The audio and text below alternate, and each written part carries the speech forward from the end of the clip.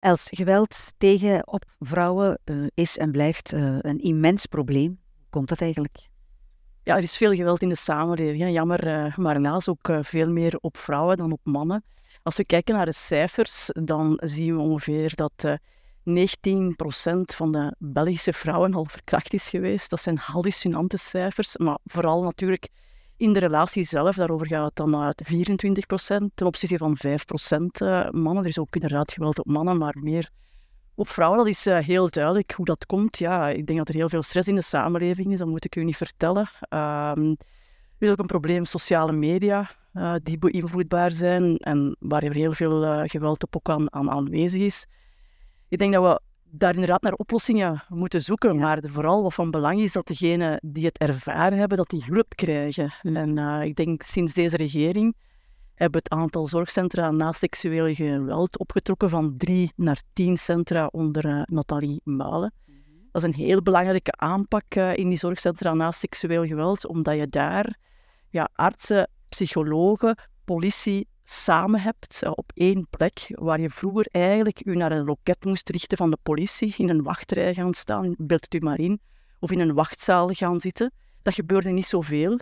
Vandaar dat er eigenlijk heel wat geweldgevallen onder de radar bleven. En dankzij die zorgcentra na seksueel geweld, die toch wel hun waarde hebben bewezen, zie je dat vandaag ongeveer al meer dan 10.000 vrouwen en ook een klein deel mannen al naar die zorgcentra zijn geweest. Ja, moeten die misschien nog laagdrempeliger worden op een of andere manier? Of? Dat is inderdaad heel belangrijk. Het kost natuurlijk wel geld. Hè. Dus we hebben 10 centra vandaag. Er komen er nog eens 3 bij. Belangrijk is ook in onze provincie Vlaams-Brabant. Hebben we sinds 22 in Leuven, in Gasthuisbergen, een zorgcentrum na seksueel geweld. Het eerste jaar zijn er dan al 153 vrouwen en mannen geweest die zich hebben aangemeld.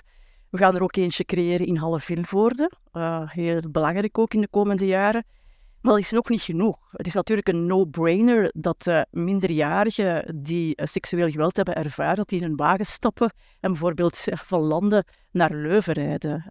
Eigenlijk moeten er lokale contactpunten zijn, overal in onze provincie, waar dat een arts samenwerkt met een psycholoog, waar er een soort rode lijn is, waar mensen onmeteen terecht kunnen om in een warme omgeving te worden opgevangen, wat vroeger niet het geval was.